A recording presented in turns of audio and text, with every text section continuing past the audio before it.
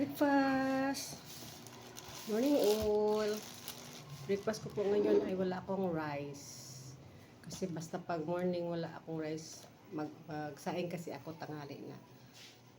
Pag last na ko rice sa gabi, so kinaumagahan sa tanghali na ko magsaing na ako. So, mag-rice ako, wheat raisin, brown bread. Ayan o. Wheat brown.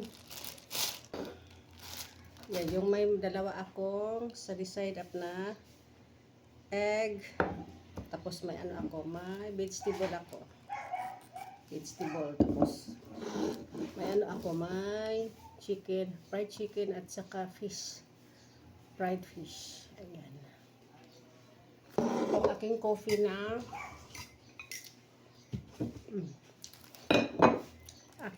na pansit-pansitan herbal coffee. Ayan. Diba? So,